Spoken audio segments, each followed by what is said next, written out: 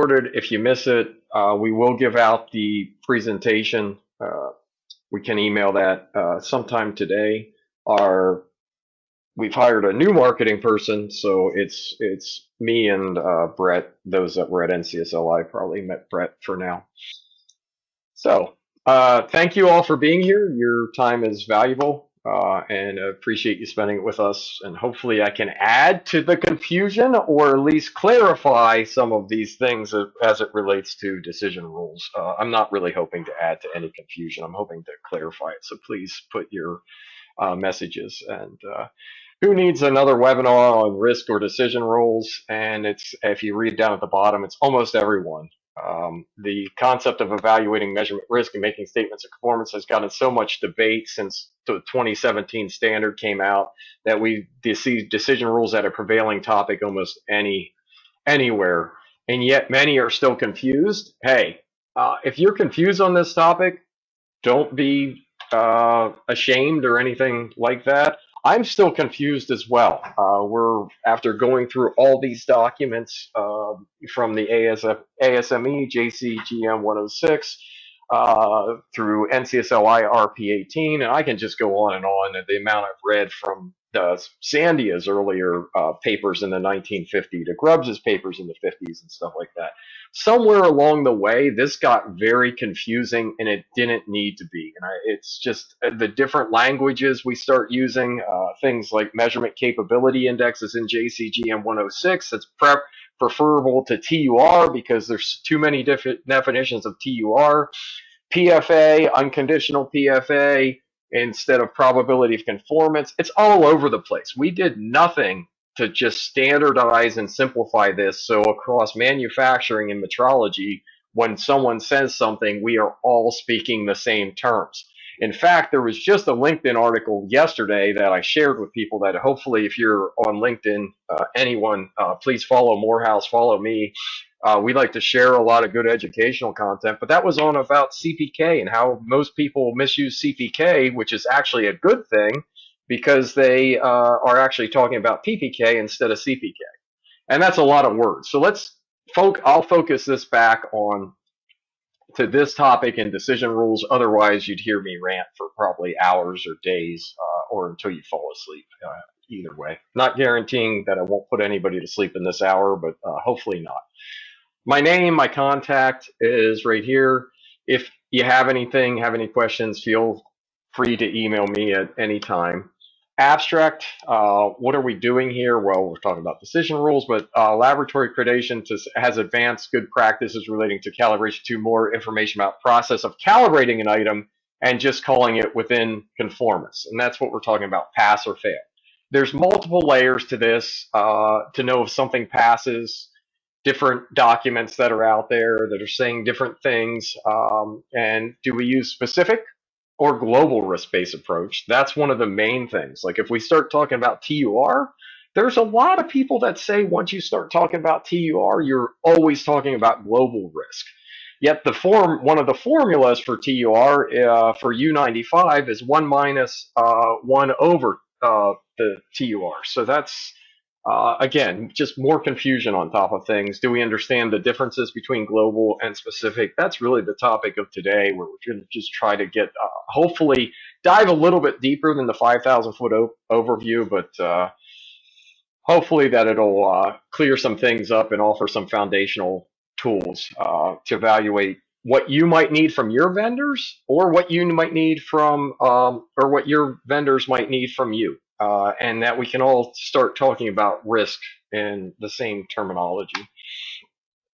What we're going to do, we're going to cover a little bit of history on risk mitigation strategies, talk a little bit about traceability, the importance of measurement uncertainty if we're going to make a conformity assessment. That's everything. Yet testing labs, there was a post yesterday on LinkedIn about testing labs to do their best. Type of scenario, because not all of them take measurement uncertainty into account. Talk some of them about specific risk models and then global risk models. So history, I know this is perfectly clear. Paul Rees did this. It's from a paper, and when Paul writes a paper, it should just be called a book sometimes because this is over 200 pages and it's called a paper.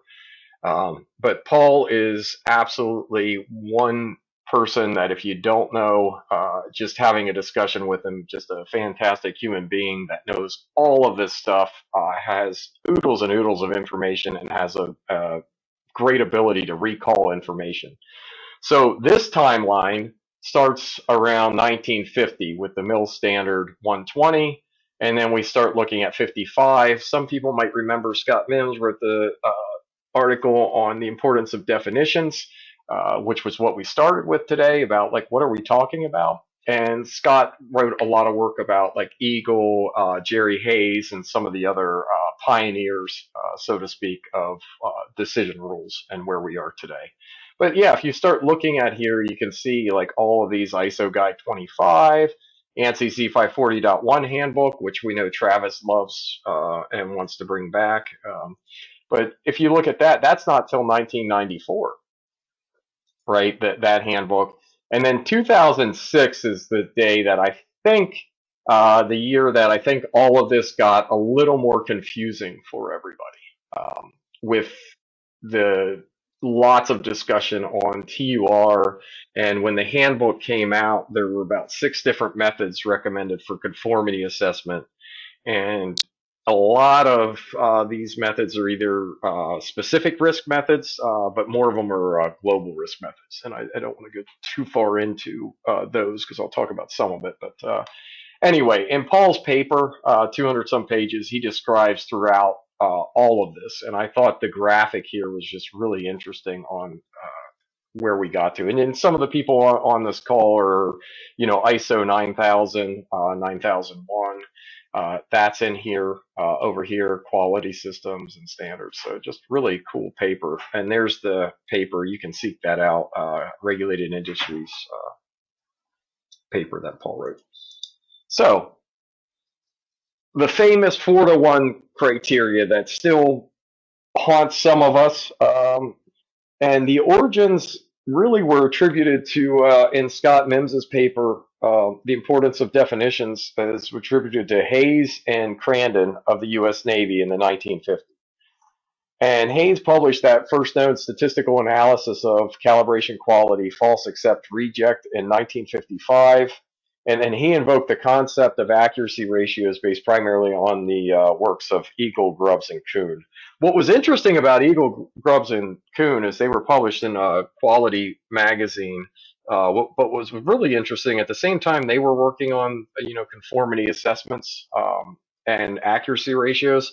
At Sandia, 2 other people were working on the exact same thing. It's just Eagles and Kuhn's were the first to publish. But TER, where did it come from? Well, in 1960, the mill after the 50s in the Navy, the mill standard C-45662 required a 10-to-1 TER, and then in 62, no TER.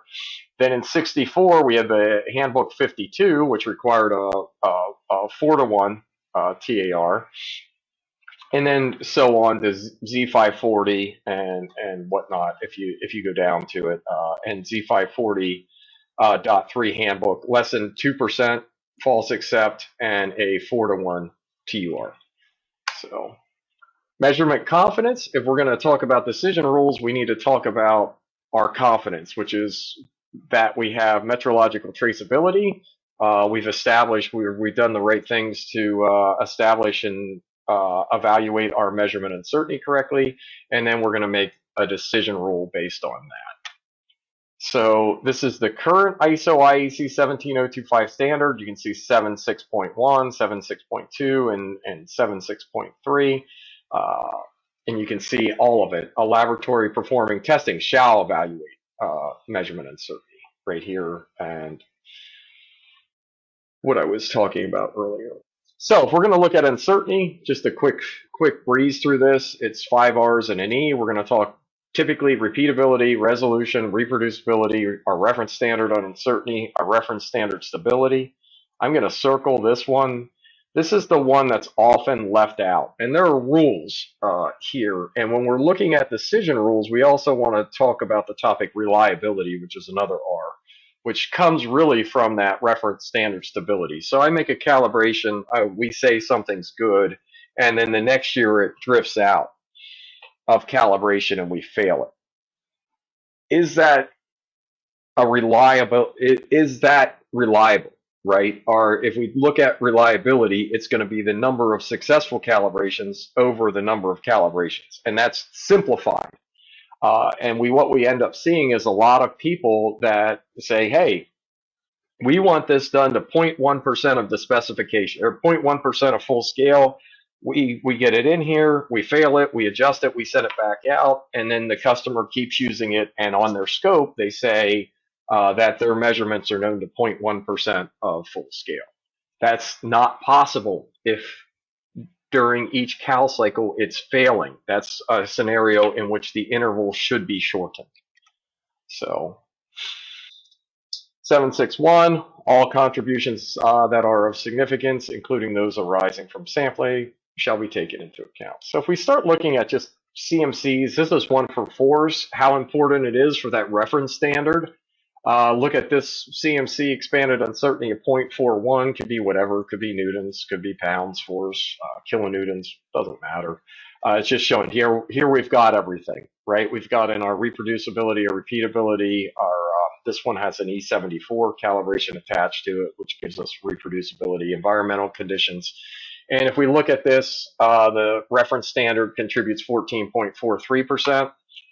Now, here's a secondary supplier or someone not using primary standards, and we went from that 0.4 to 4.03. And now the key contributor to the measurement uncertainty is the calibration laboratory performing the calibration. So looking at this thing holistically, a difference you can see in one scenario, the dominant contributor to uncertainty was the stability of the reference standard, and in the other scenario, it was the uncertainty of the calibration provider.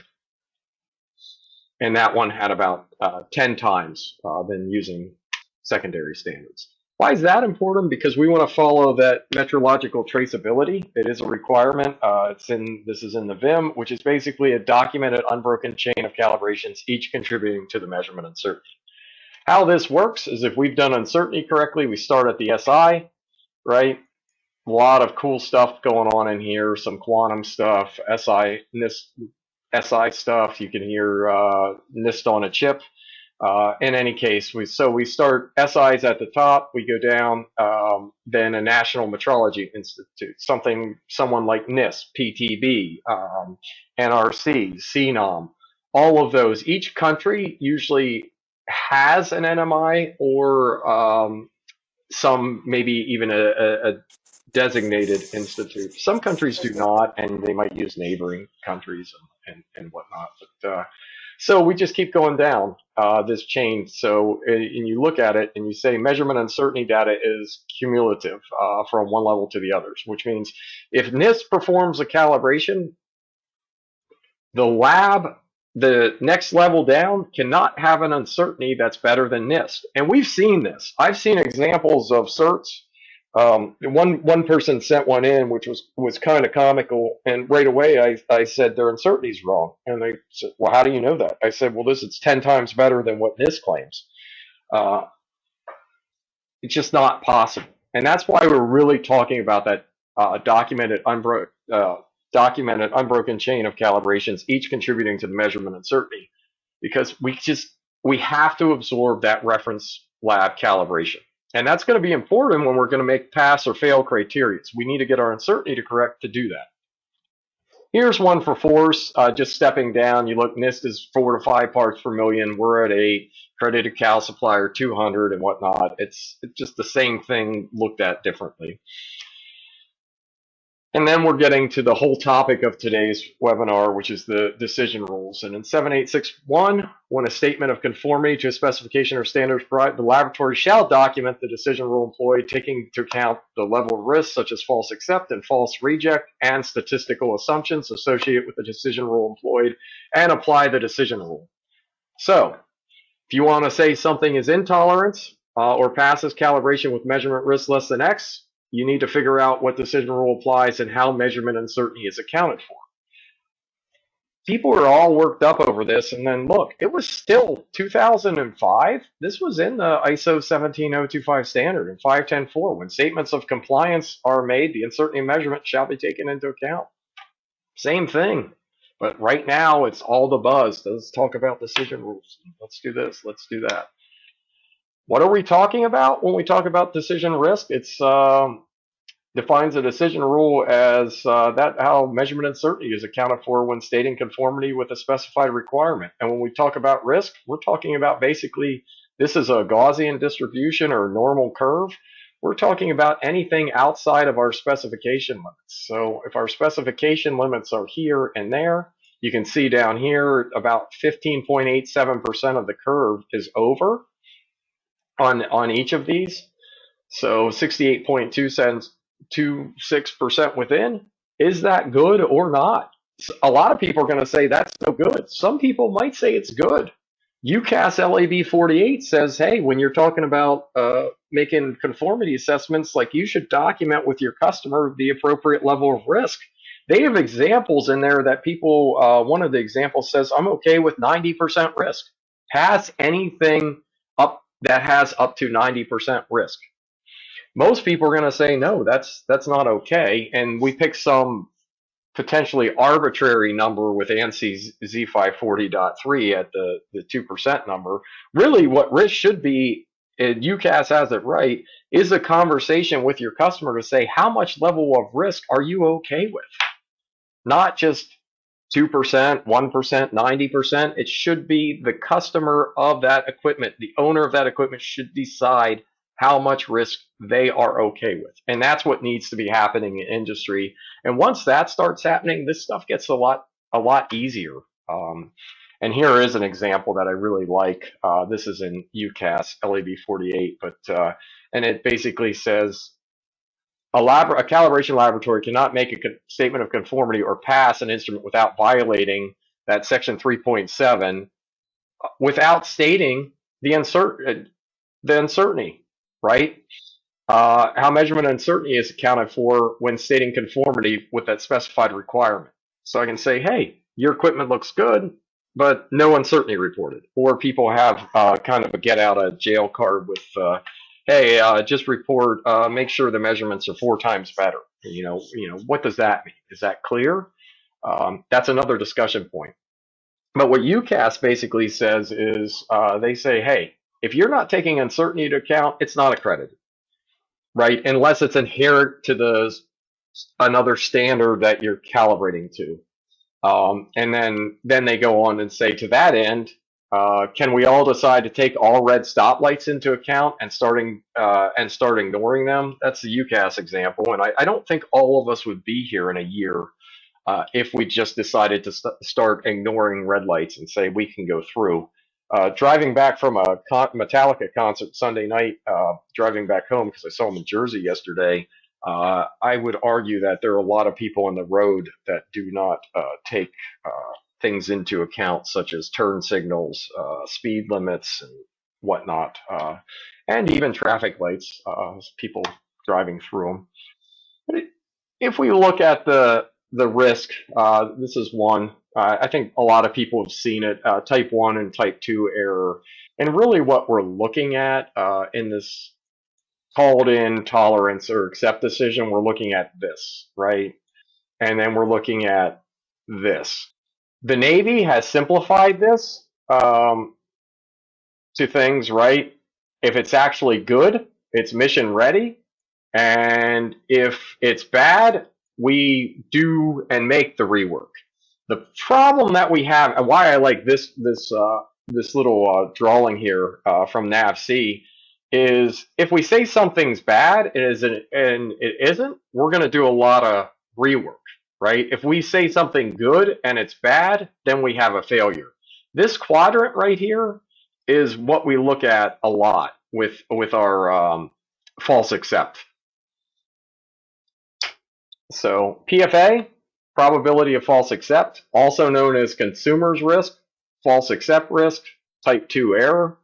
There's probably more discussions in here, and there are typically two types, unconditional and conditional risk.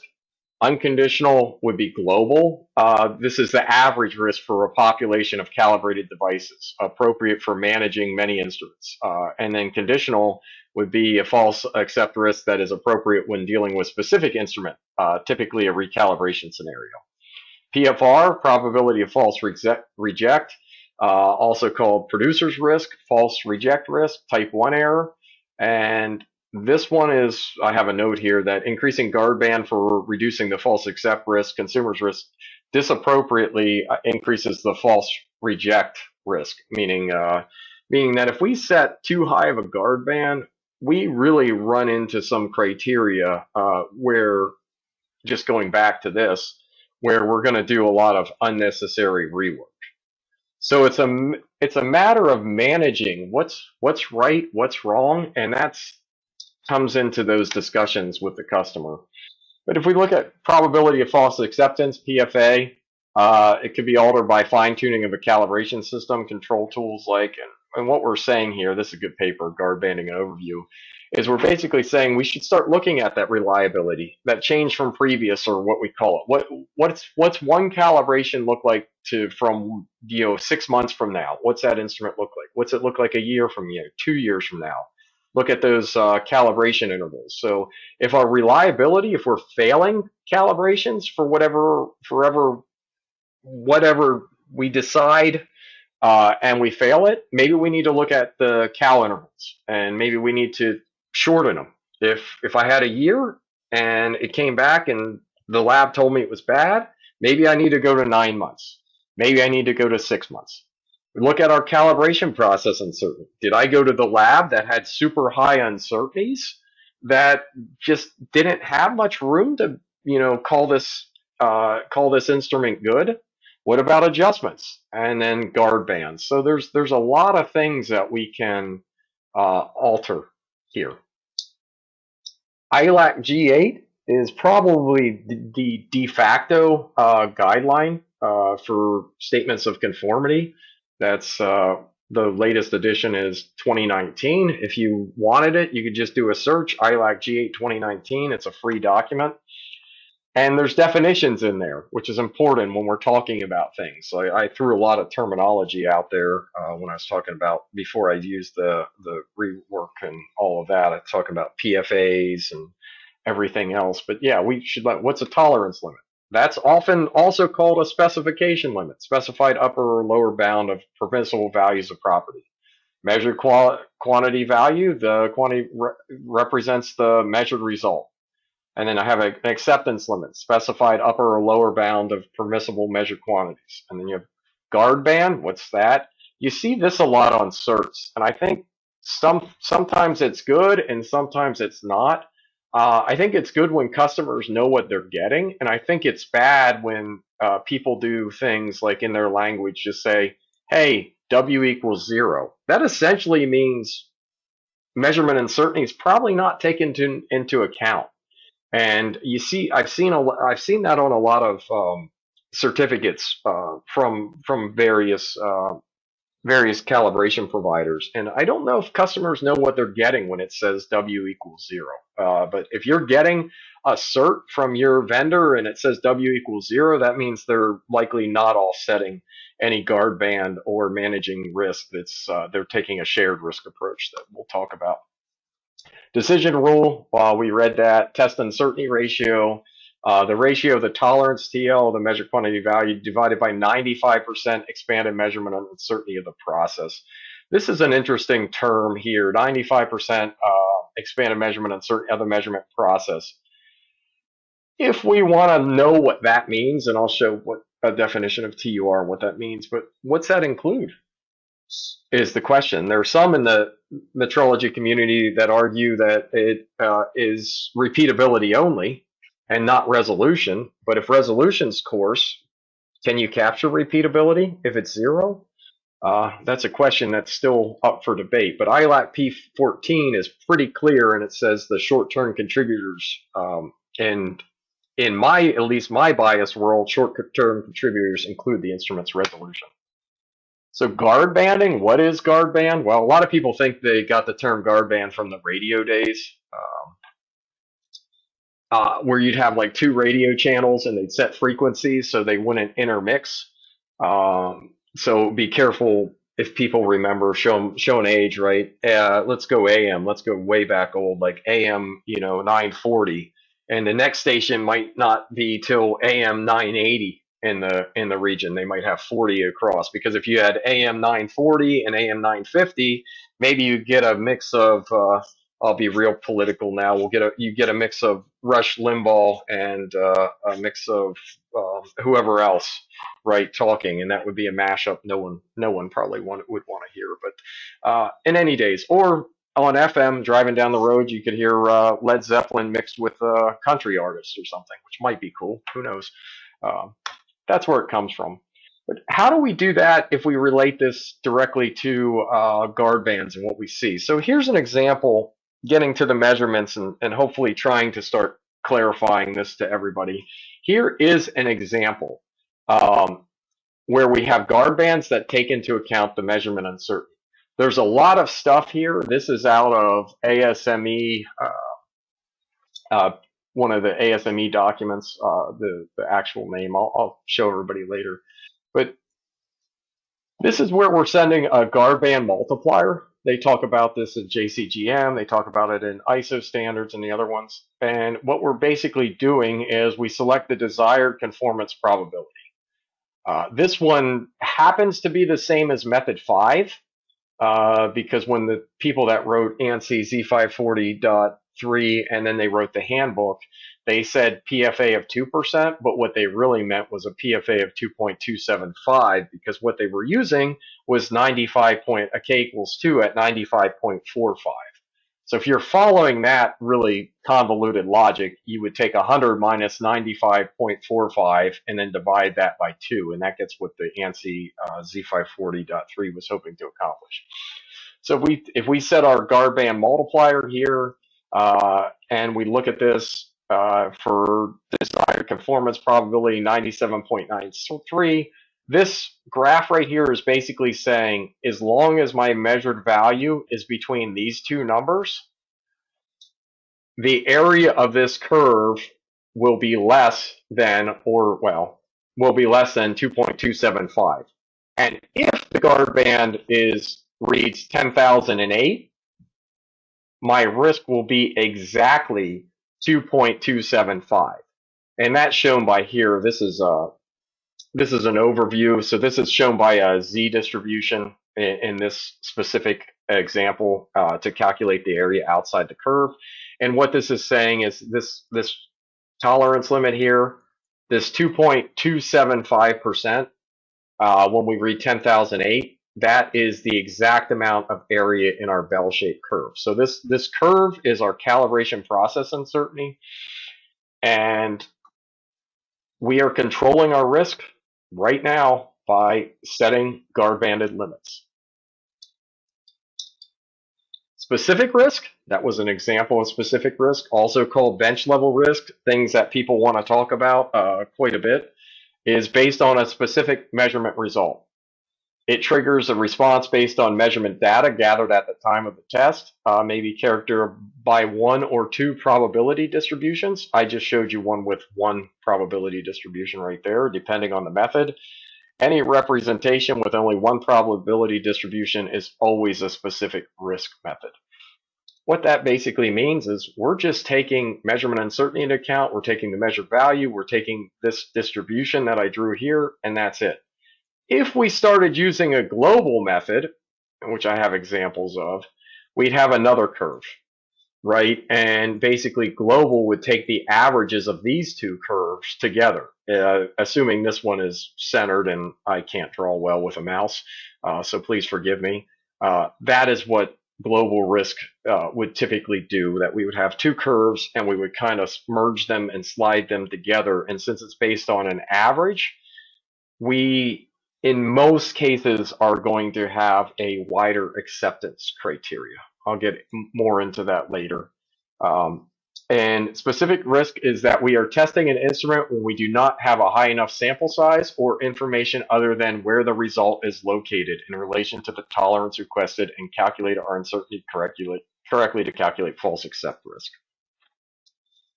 I like G8 a lot. They have these great examples. Here is one that's a binary example, and basically B, um, the result is reported as not conforming. I also like this terminology, and I'm using I because I have my own biases. But when you, I like these words better than PFA and PFR, right? Probability of conformance and probability of non-conformance. I think it just is. It's in the ASME and the ISO documents. I think it's just better terminology than PFA and PFR. And then A, look, if this is our measurement here, and nominal values here, upper limit is here. No area whatsoever is outside of our upper limit. This will be conforming all the time, assuming our measurements were made properly and everything else. But yeah, either it's in or it's out. So same thing, just shown a little bit different way. Pass, pass, fail, fail. So this is failing here. This is where UCAS says, hey, um, someone needs to tell you what that is, right? The customer can say, I'm okay with 30% risk. And if they're okay with 30% risk or whatever that is, then you could issue a pass on that. That's the only what I wanted to note in this. But I like G8 example. Hey, if there's a possibility over X that it's sticking out over the acceptance limit, then we're going to call it a fail. It just depends on what we set our guard band at and whatnot. I like G, or this is this one here comes from UCAS LAB 48. This is exactly what we do at Morehouse. Not saying we're right. That's a whole nother debate on who's right, who's wrong versus binary pass fail. What we do here is we basically say there's a possible pass, right? If any of my measured values are within the acceptance zone, and ASME calls this the stringent acceptance zone, but if any of my values are within this, we're going to issue a pass. If any of my measured values are here, here, there, the risk level associated with that could be, 30%, could be 10%, could be 2%. It could be, it just depends on how large the uncertainty is. Um, so we call that a possible pass. And then any measured value above the tolerance limit, we call a fail. And that's what we do. If somebody wants something else, we can do it for them. Uh, but I've also seen, and I think I have an example where I'll show everybody. I've also seen people say, "Hey, we're not going to call it a fail until we do the tolerance limit plus the uncertainty," and that's a whole nother topic on reliability. Where do you say something's good for your reliability studies? And that's something internal that I think people have to have that discussion. But speaking about it, and I knew I had where it came from. I just couldn't remember this string of numbers. This is ASME B89.7.3. Really like how they do things because they say, hey, we have a specification zone that's between our tolerances. Any measured value between our tolerances is in the specification zone, and then we have a guard band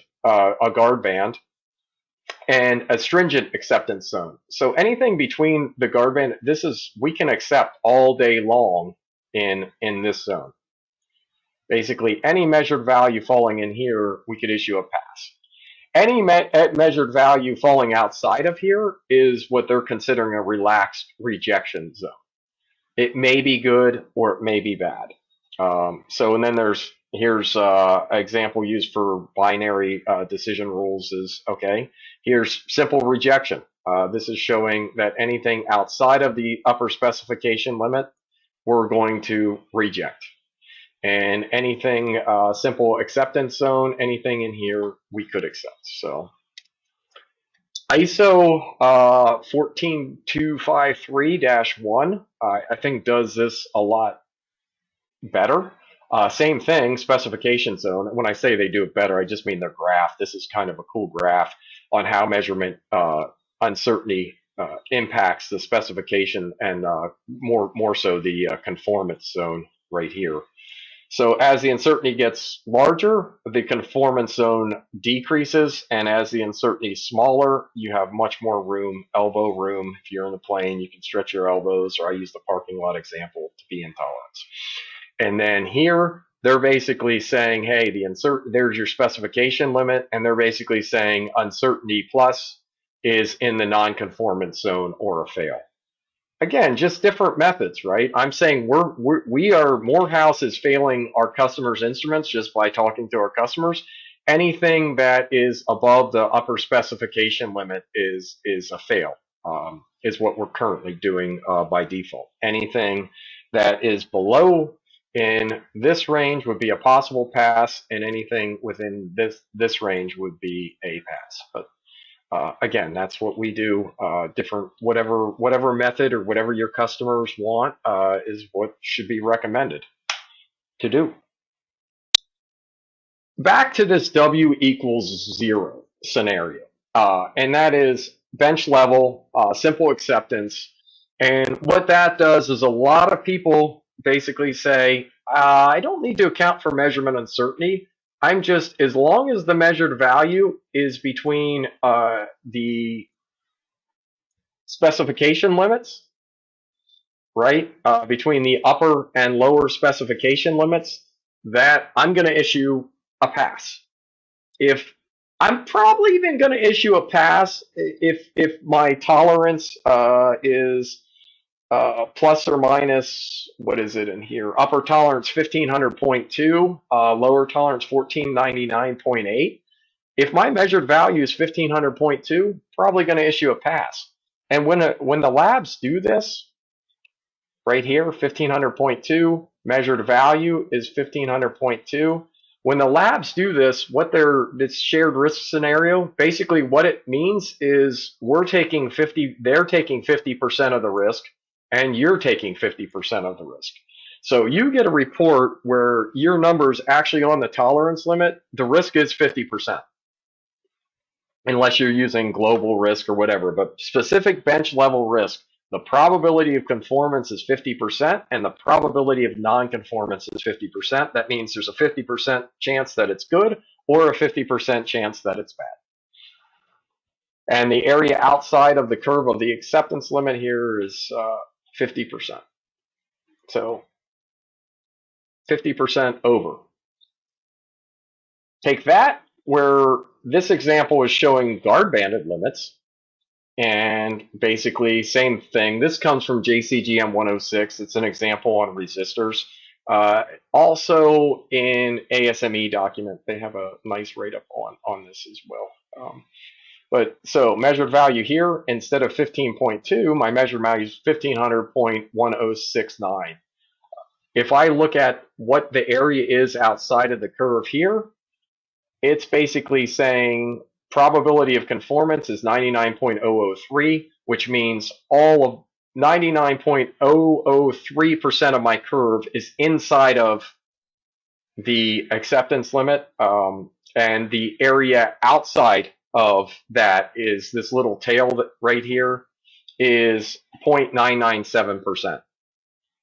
So if someone is okay with risk less than 1%, we could call this item good. We could say, hey, with 99.003% confidence, we can say this measurement is good, or this instrument is good. So I like the movie Star Wars. I think it's a good example. So we're putting that in this. So basically, this is a shot of the Death Star, or a blurred image of the Death Star hole. And the Death Star hole is a 2-meter hole, and we need to put a half-meter photon torpedo down that hole to destroy the Death Star and hopefully crush the Empire, right? And if we look at this using specific risk, not global, it basically says this, right? If we want, with 95% confidence, to take that shot, for Luke or whomever to take that shot and it to go in, the lower specification limit and upper specification limit our shot has to be centered between 0.755. This is our guard banded limit right here. This and 0.755. Now, someone's going to say, hey, if this photon torpedo's half 0.5 meters and it's at that limit, it's probably not going in, right? Well, that's where we get that 95% confidence. It's likely not going in. So we would probably want to raise the confidence. This scenario is an interesting one. Did this example intentionally. Here we start seeing measurement capability index and some other terms that are coming in TUR. These are virtually the same thing. It's just JCGM calls the measurement capability index the ratio of the calibration process uncertainty to the specification limit, whereas a lot of other documents reference TUR. Process capability, CPK 2.667. Everything's centered. That's good. There's no reason to think right here if this shot is centered that it will not go in. No reason whatsoever. So, and we have the limits. So we can blow up the Death Star as long as that happens. And then if I look at this, here's some more free software. If you take a shot or image, this is from Howard Kastrup and Suzanne RiskGuard, and just plotting the same thing out. Intolerance, probability, maximum allowable risk, we're saying 2.5. If that shot is that critical, we probably may want better than 95% confidence, just saying. And our expanded uncertainty, confidence level, all of this basically saying intolerance, confidence level, false accept risk, and different things here. But this one specifically, two-sided standard. Yep. So, and then over here, over on this side, we can do producer options and get into more global, and you can do Bayesian and stuff we're not going to talk about today. But if you want to go play with RiskGuard or play with SunCal, this is another free software. It's from Sandia. It is called SunCal. At the end, I can send it. If you just write Sandia SunCal software, you'll find enough links to go, and you can play and put all this stuff in here. Here's one, again, with the Star Wars example. The only difference here is we're saying our measured value is 0.99. It's not that nice centered value that was shown earlier. And basically what global risk does in this example, if we're using two curves as shown, we have a curve here and a curve here. Global risk is telling us that our probability of false accept, because we're using two curves and averaging, is less than 0.79%, which basically means if I was using global risk, it's saying as long as my measured value is 0.99, that shot would go in. But if we're looking at that, you say, how could a half-meter photon torpedo go in that Death Star hole if it was 0.99? And this, what we get into global uses averages, lots of samples, lots of end of reliability estimates, lots of other things that are associated with it. And we need to have some a priori knowledge. And basically we're saying with a global example, we've taken this shot enough times that we know if it's that shot's at 0.99, our centered process is going to pull it back over and that it's going to go in. A lot different scenario than specific risk, because here, specific risk, if we're looking at that bench level risk, it's saying that if I take that shot, there's a 46% chance that it's not going to make it. So, someone said Death Star's going down because I have a fleet of X-wings. Yeah, it's true. I mean, you got to blow the vent first, right? But I believe the you have a fleet of people. One of them has to hit that shot.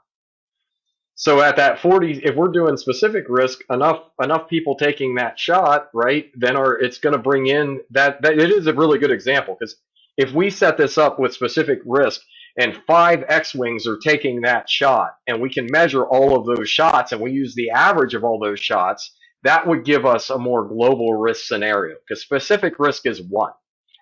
Global is a multiple. It's controlling the average and not just the one. So a very rare, really good distinction in this is that specific. It would be one shot. I made one measured value.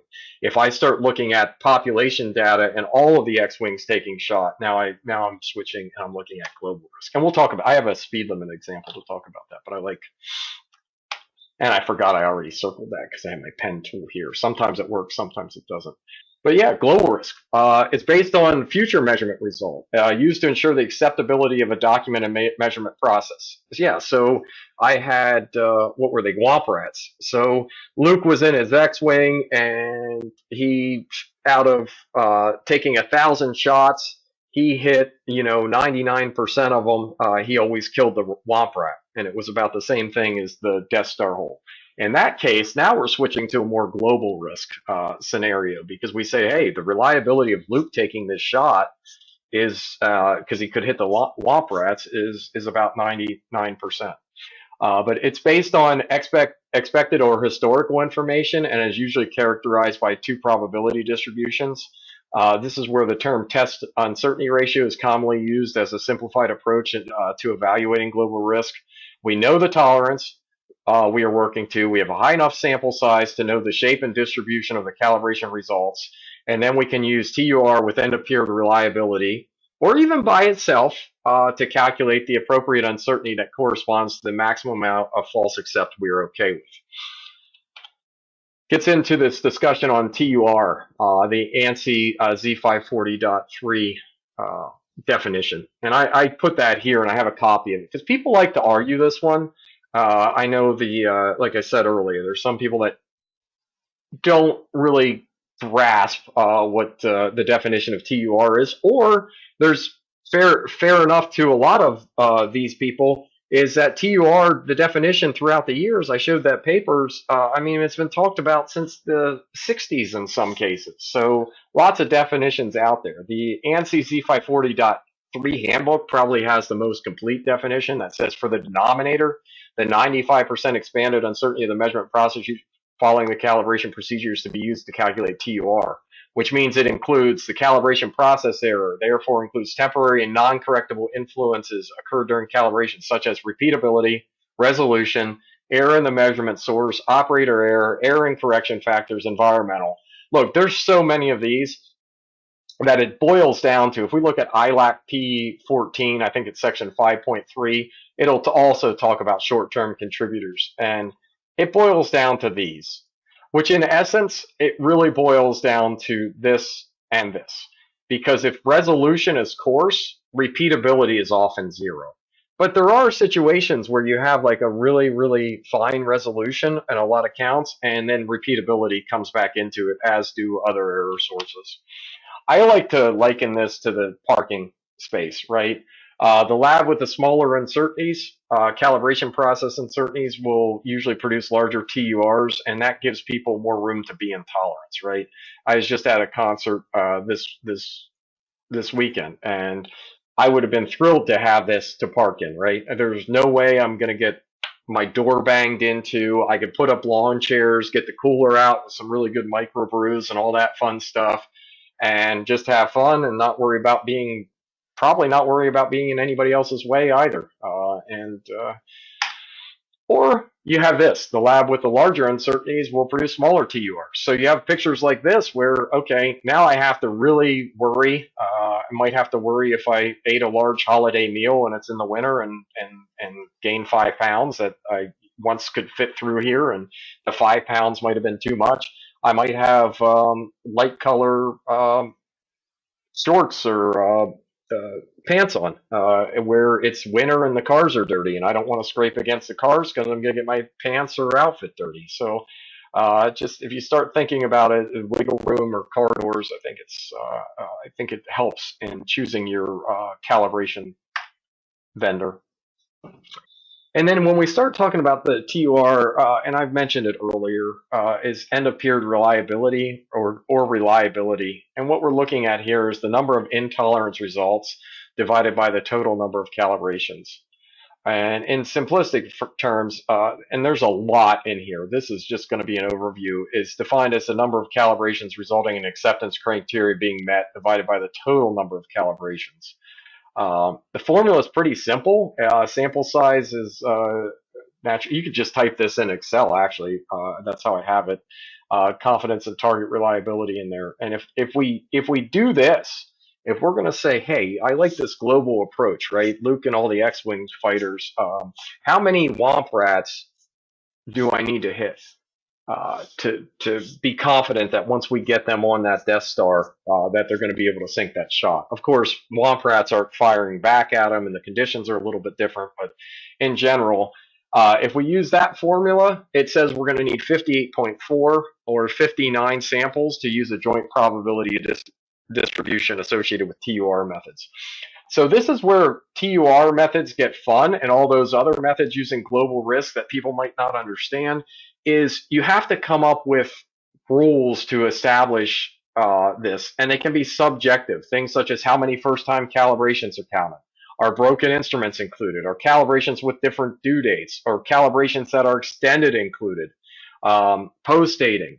So there is guidance. NCSLI has guidance, and it's probably what I'm going to start reading more and more about next. Is fear of saying the wrong thing right now. So all I can basically say is there's a confidence interval associated with end of period reliability.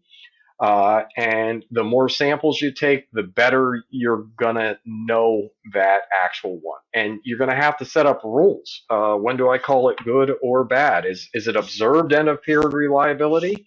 Um, all these things need to be considered. But the takeaway from today, I want everybody to remember, if we're using a lot of these global based approaches, or your provider's using a lot of them, they should have enough sample information to make those statements and use the global risk models. And here's a sample of so 89% end of reliability at 95% confidence. This is 26 samples. EOPR is 89%, and one should always take. And so this is basically saying, hey, if we use this number, we can also set confidence bounds, and with these confidence bounds, they're going to change. If we don't have 26 samples and we only had 13, our confidence bound drops from 79% to 100%. If we had 26 samples, should be around 89. And if we had probably the 58, our confidence is going to be higher yet. So, and calculating confidence intervals correctly, it's going to give you insight into your actual reliability. And typically, like a lot of us, we struggle with getting enough samples, especially in our force where things wear. So does that count, right? If one customer really wears their equipment or treats their equipment bad, and we put that in the pool with all the others, are they on the same date? It's just really important to figure out what your reliability targets are, and then set your calibration intervals accordingly. If or raise the tolerance. There's other things you can do too to increase your reliability if you don't need it. So some people will say, oh, there's other decision rules and stuff like that you can use, or method 6 is in that handbook. And John Harbin and Paul Reese wrote this paper called Mitigation Strategies for Compliance Testing. And basically what they did is they assumed the worst case here for many different things. And this one's end of period reliability.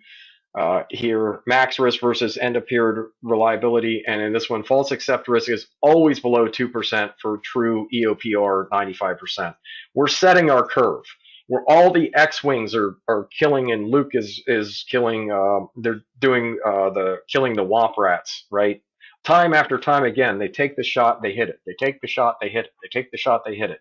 Now we know that 95% of the time they're going to hit it. So with that, we know there's a 2%. And if they've done this 58 times or more for whatever reliability target they have, we know that we can control the risk. Hope that makes some sense. So what's getting a little more complicated, and this is in JCGM 106, is some of the stuff that has to go on for global risk and ASME 89.7 point or 7.4.1. The short story here, without diving into too much detail, is a colleague and I were trying to figure all this stuff out, and just JCGM 106 alone was giving us some information. ASME was giving us some others, and the goal was to program global risk into an Excel sheet so we could do the global calculations. And this involves integrals and really high level math. Well, we succeeded in our goal, but we had to use about 3 different standards to get there. And this is just some of that. It's the resistor example in JCGM, and it's just talking about all the different things you have to do to set this, and starts with conformance, probability, and getting the levels. It's more advanced for this discussion today. It's something, if anybody wants to go back on it, I've included it here, and you can see there's a lot of different stuff. But for the time, this is like an hour explain, and I debated whether to axe it, keep it, or not, and I kept it in there just in case anybody wanted to go back. And then this is more on that about binary conformity assessment. And what's interesting here is what you're essentially doing is you're saying let's look at the measurement capability index, or TUR calculations, and let's vary the uncertainties, and let's draw these different curves and plot producers risk against consumers risk. And here you can see this is at the bottom, this is a 10 to 1.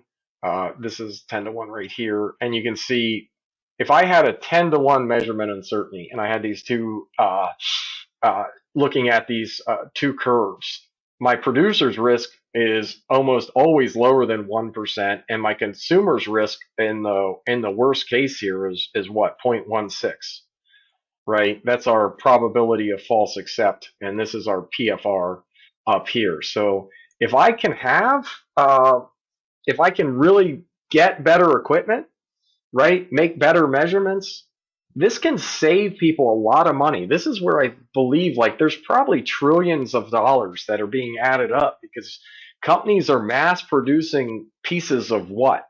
I don't know what they are, widgets, and maybe Apple's making phones, IBM's pressing chips, whatever they're doing.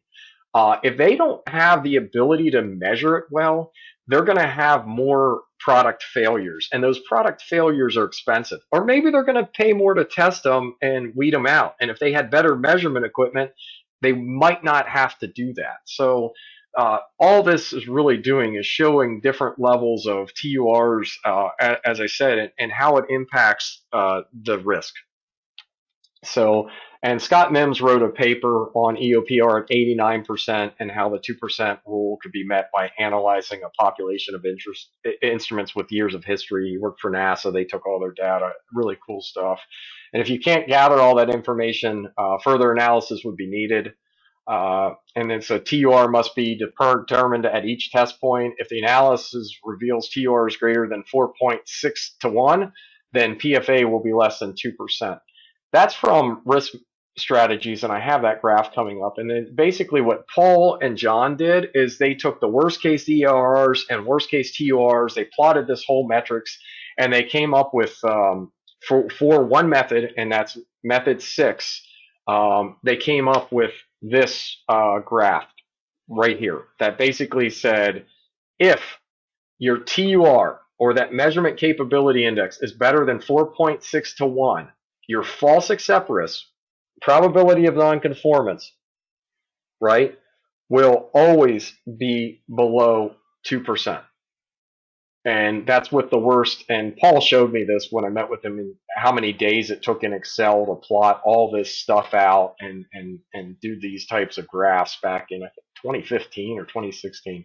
They did all this, and they only did it for method 6. So really cool. So the 4 to 1 rule, I don't know where all that is basically, someone on here might know, but this paper concluded that TUR 4.6 to 1 with really crappy end of period reliability can control the risk to 2%. I said I had another example here. This is one, it's in the blog. Try to get it right. And it's basically, hey, we want to measure, company hires us, single lane of road, let's make it real easy. And they want to measure the speed of cars.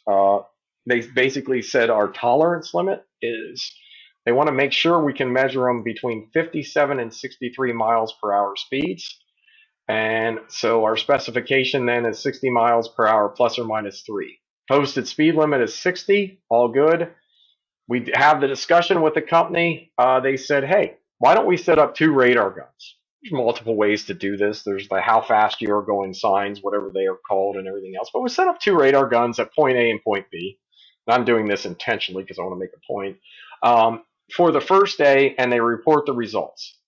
So if we're looking at specific risk would be us either measuring speeds at point A or point B. If we wanted to look at global risk, we'd probably look at the average speed measured at point, or the average speed taking the speed measured at point A and point B together, and so on. But I'll get more into that. So on day one, we record 10,000 vehicles. Now we're getting into population, right? Reliability studies, right? Out of the 10,000 vehicles, 9,800 or 98% are observed to be driving between 57 and 63. All right, great. Company, we've done this. Company then asks us, okay, we've got all our data. We no longer want to pay for 2 radar guns. This is super expensive to have somebody there, clocking the system or automated or however we're doing it. And which we propose a different global risk-based approach. And that approach is we take the average speeds at point A and point B. So let's look at that.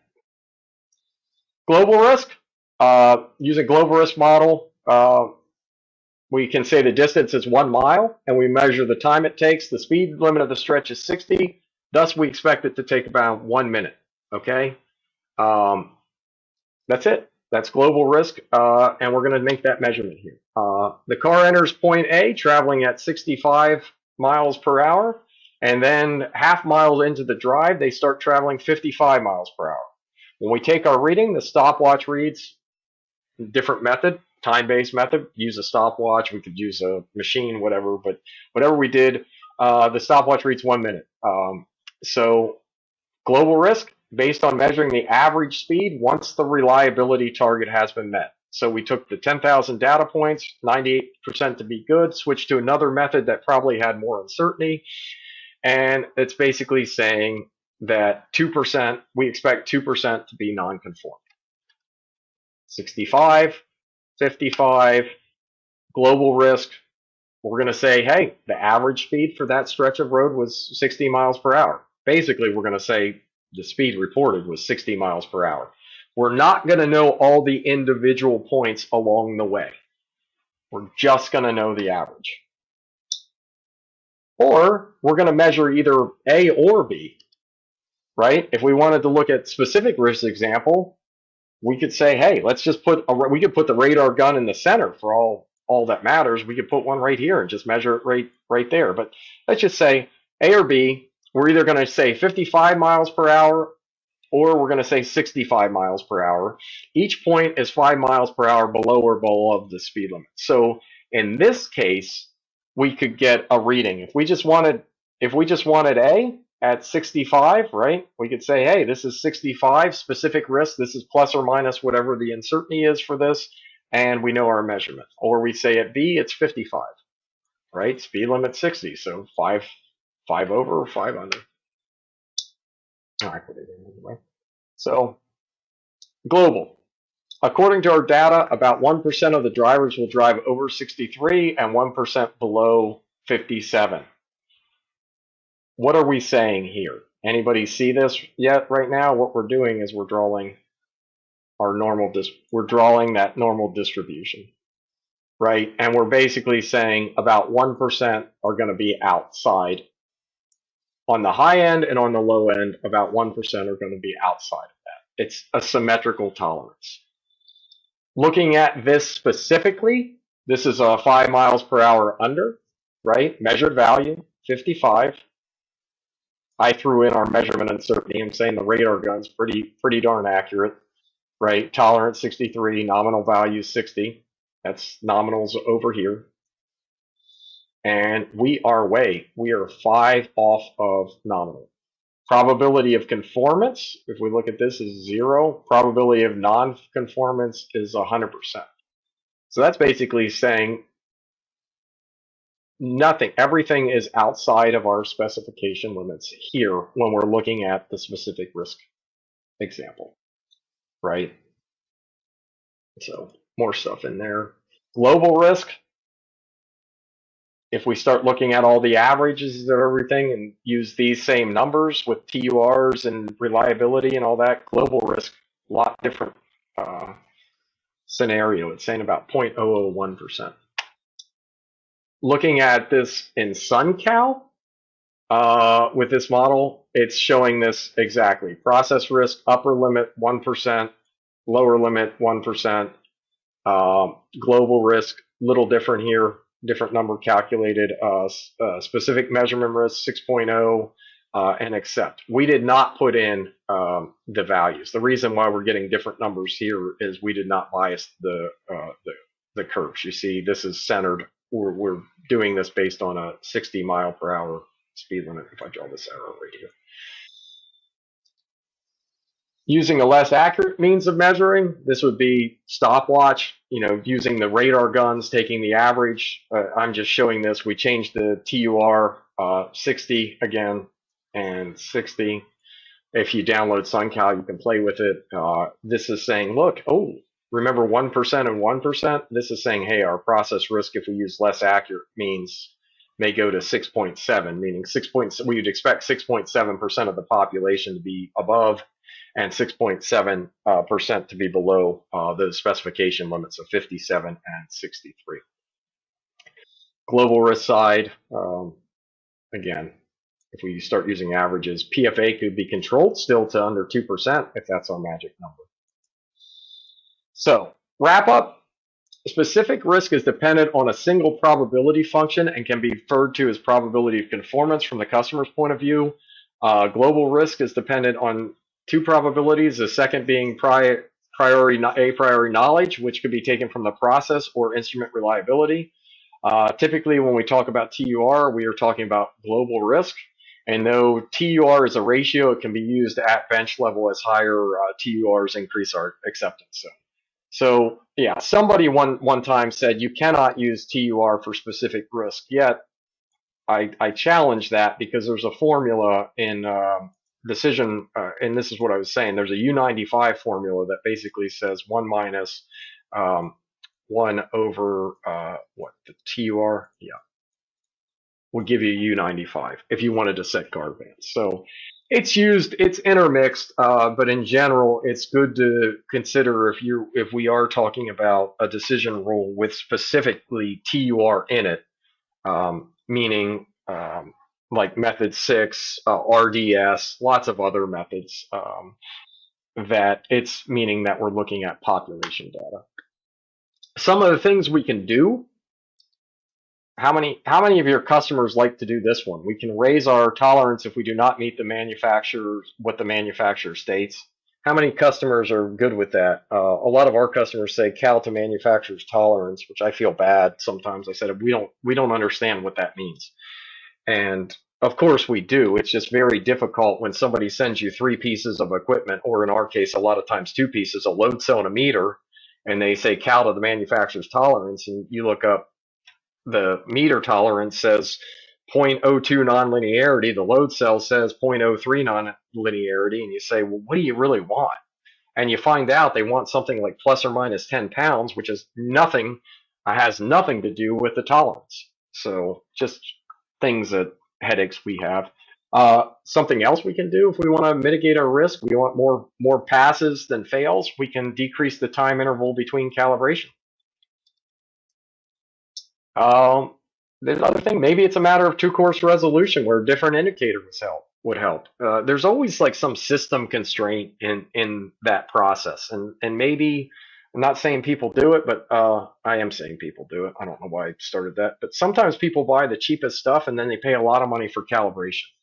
And no, I think all of us that are calibrations labs like the work and money. at some point it just becomes silly, right? I'm going to buy a $500 system and I'm going to pay more for the cow, and then I'm going to find out my device fails because I bought a system that wasn't what I really needed. And then what am I going to do? I'm going to keep decreasing the cow interval. Well, all of a sudden, if you can follow this logic, all of a sudden the cost that you spent for the cheaper equipment, you're paying so much more for the frequent calibrations to maintain the tolerance. Where somebody would have just bought better equipment up front, as denoted by that one curve I was showing where you had like the 10-to-1 ratio, bought better equipment up front, you wouldn't have to worry about it. You could probably extend the intervals and save money. So that's one of those just scenarios to go back with, saying, do we are we using labs with low enough uncertainty, and do we have good enough equipment? Because if our targets and we keep failing equipment and extending out the calibration interval, that's or not extending out, decreasing the calibration interval, that's costly. We should be hopefully going the other way. And if it's critical, maybe we do need to pay the cost. But if it's not as critical function and that needs to be evaluated, uh, sometimes the really good equipment can let you have longer cow intervals, and then you have your equipment for longer, and you reduce your costs. So yeah, an extremely good UUT and acceptable reference standard, providing a minuscule PFA. That's yeah, if we want it, that's what we can do. And then a relatively good UUT and a good reference standard could provide acceptable PFA. So that's from Scott Mims's. Those two summaries were from his Rule of 89 paper. Other things we can do, SPC data. This helps us more than anything else. I think this is our lab's SPC. And in fact, ANSI Z540.3 actually has some guidance on it about uh, how to set it, and about using two standard deviations. There's other things. I have all these notes at the bottom of ours that we track the EN and Z score. And you start looking at this, and you look at this. This is just multiple measurements. I think this is over a 3-month period. But right here, this is we're we're probably going to start being concerned with this, unless the next one comes down. Look, humans are fallible, but there's also lots of papers on run rules and guidance that would say, hey, if I had 2 measurements in here, it's time to adjust. Some other stuff. There's People can read, but control charts are great. Other ways to control that risk is to do proficiency test programs. We have equipment for force and torque if anybody's interested in PTs, and we can do blind. We'll partner with Sapphire on some of that to do blind. NAPT has kits as force kits and stuff as well. There's lots of options, but gonna conclude, and then I'll take questions. Calculating measurement uncertainty correctly is essential to everything that comes after it, and that includes decision rules. I mean, how can we say something's good or bad without knowing the measurement uncertainty? Metrological traceability relies on a documented, unbroken chain of contributions, each contributing to that measurement uncertainty. A statement of conformity should take into account the measurement uncertainty, and specific and global risk use different strategies, as one deals with the specific measured values while the other typically uses average data based on TUR and reliability targets.